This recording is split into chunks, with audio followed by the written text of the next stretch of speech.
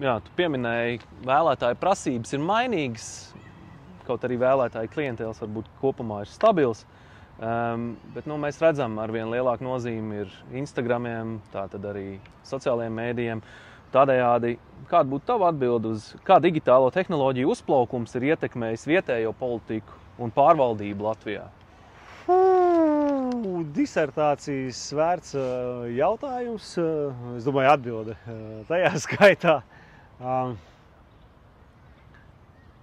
Es kopumā vispār uz tehnoloģijām neskatos ar bažām, bet es skatos, vai mums ir tās kritiskās spējas un masas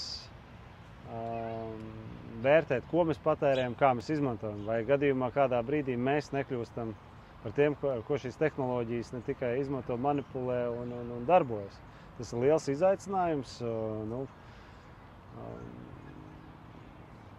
Inovācijas un tehnoloģijas, saku, vēlreiz atkārtošu, ir laba lieta, bet tu jautā par to, kā sociālie tīkli ir ietekmējuši. Es domāju, kopumā es teikšu, negatīvu. Negatīvu, protams, tas ir pavērs iespēju, kas man liekas pozitīvā ziņa. Sāksim ar pozitīvo, negatīvo vienmēr var. Pozitīvā ziņa ir, ka vai tie ir Saeimas deputāti vai politiķi, viņi ir patiešo sasniedzami. Viņi ir praktiski tava pirksta nospieduma attālumā. Aizsūtīt viņam ziņu, tiešraidē ar viņu komunicēt, piezvanīt, nav problēma. Tas jau varbūt nav tas modernais telefons mobili, bet sociālie tīkli, uzdot jautājumus, jautāt par pieņemtajām pozīcijām, par politiskajām nostādnēm. Un, es domāju, ka tas ir tas, kas ir pavērš uz tādu caurspīdīgumu, vismaz politiķiem, arī par viņa darbiem un nedarbiem. Viņam ir jāatbild, īsti nav jau kur mūsdienās noslēpties. Sociālo tīklu detoks uztaisīt. Tu vari, bet kā teica pareizi, ir tas jau teiciens. Cilvēks varbūt aizmirst, internets neko neaizmirst. tā kā tās ir tās lietas, bet tehnoloģijas, jā, tas ir liels izaicinājums, cik mēs paši prātīgi izmantojam, vai mēs nepavelkamies uz prastām provokācijām. Jā, iespējas arī ir tas, ka vismazāk katrs var būt sev mēdījis.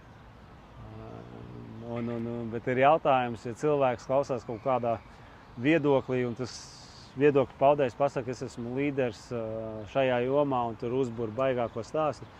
Pasies viņu to dzīves gājumu background, vai viņam tiešām ir tās zināšanas un pieredze šādi klāstīt sarežģītas lietas, jo viss trakākais jau ir, un te jau ir tā robežšķirtne starp atbildīgu politiku un populismu. Populisms piedāvās uz sarežģītiem jautājumiem, sarežģītiem politikas jautājumiem vienkārši risinājums, kas ir populāri, kas liekas, kas Mocartam un ir.